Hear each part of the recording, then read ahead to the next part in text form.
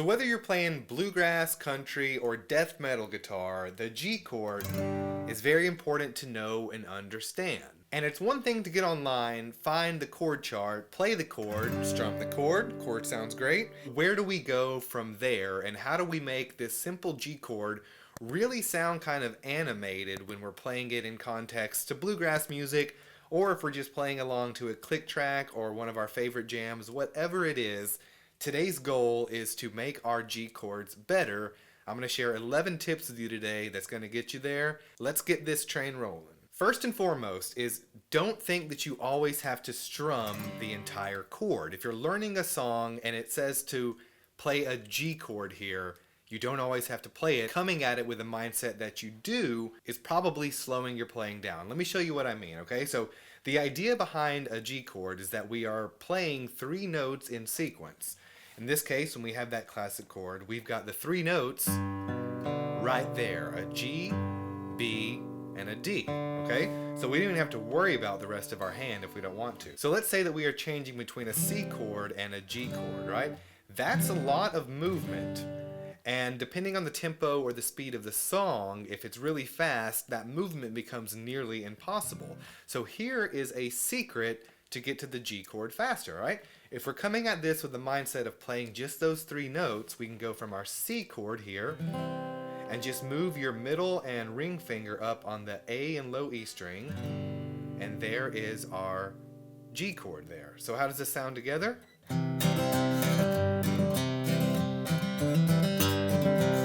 See, much less movement, it sounds more fluid, and again, we're just playing a variation of the G chord. Which brings us to the first of 2 other variations of this G chord. Super simple, you can utilize right now in your playing. So for this next item, let's just focus on this simple G chord in the neighborhood of where we're playing.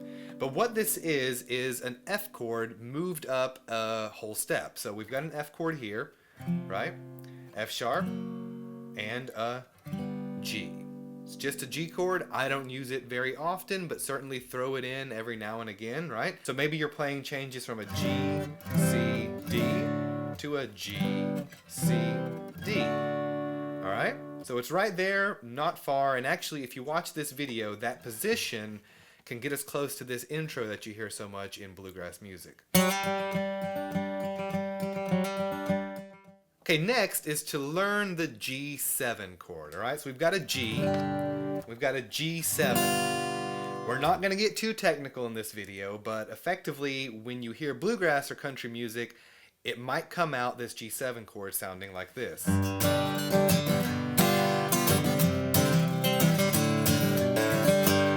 All right, pretty classic, and so very quickly, what we're doing here to get this G7 chord, make a C chord first, and then again, move your middle and ring fingers up to that A and that low E string, and then move that first finger that's on the B string currently down to that first string on the high E string. Strum that. It can be a bit of a stretch. You have to press down quite hard.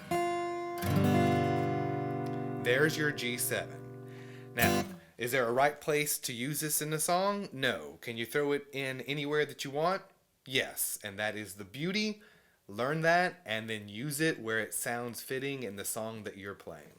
Okay, tip number 4, and actually this is more of an exercise to help strengthen this finger, is to really just practice picking, right? And what I mean by this is get your G chord, sounds like a Christmas carol, and just practice picking individual strings from that chord. Like I said, it's going to help you out on this hand mainly. The more you can practice of that, the better, because that's ultimately where you're going to find a lot of the troubles as you progress in your bluegrass flat picking. Is this the control over this hand? Tip number 5 is to challenge yourself with the bluegrass G run. Alright, so anytime you're playing that G chord, get used to throwing in that lick if you're learning this style of music, and then you'll discover that sometimes it's hard to fit in the entire, but you might play it like this. Alright, something like that doesn't really have to be perfect, but challenge yourself with those G runs, and that brings us to the next item, is to just practice hammer-ons in general, all right? I'm going to play you a small example here of me hammering on only from the classic little G chord position we've got here. I'm going to be hammering on with just my index finger, both on the A string and the D string, all right? So this is going from a humdrum, like G chord. All right, sounds very boring, but again, I'm going to put the strength in this finger. Listen to this.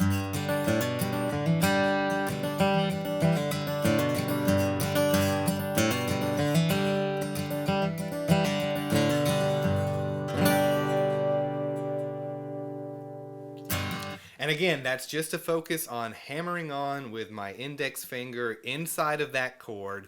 And I've said it once, I'll say it again. Bluegrass is really a testament to how quickly you can do this on every finger in any position on the neck.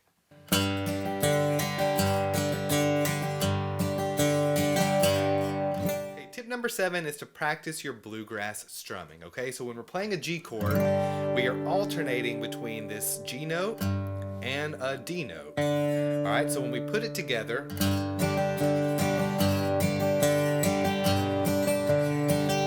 it should sound like that.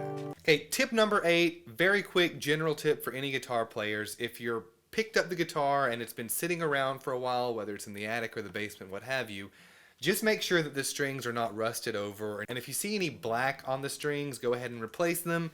Normal for us to get blisters as we're learning guitar, but just make sure that it's not going to give you tetanus as well. Okay, next tip, and this is more for guitar players that are in like a scenario where you're jamming and there's multiple guitar players and everybody's in the key of G and everybody's playing a G chord, right? Don't be afraid to go ahead, if you're comfortable, to throw on the capo on the 3rd fret and play out of an E position, which you'll be playing an E, an A, and a B chord for your G, C, and D chords respectively. And what this does is it gives more fullness to the jam, and you're still playing a G chord at the end of the day, and I can give more context and lessons on the circle of fifths or what have you. If anybody's interested, just let me know down in the comments. And tip number 10, don't be afraid to use the capo when you're learning at any stage in your guitar journey to reduce the amount of movement your hand has to do. And I still do this to this day, but let's say that you're getting caught up on like a C chord, to put it simply. Without a capo, you're stretching a lot, but let's say you throw it on the 2nd fret. That is just going to reduce the amount of space that you have to stretch. And the good thing about this is that as you're learning, you can kind of use it as a training tool. When you're comfortable there, take it off. You'll have to stretch a bit further, but your fingers are going to be used to the feeling. And that's what we're trying to accomplish, to get our muscles and our fingers to memorize these positions, change to them quickly without thinking. And the last tip today is to just practice. Practice makes perfect. So get your G chord, use all these tips, really start introducing some sort of timing mechanism to help you with your timing. That's going to really make your playing better much quicker, trust me. And besides that, if you have any questions, let me know in the comment sections. If you want other videos, just let me know. Until next time, adios.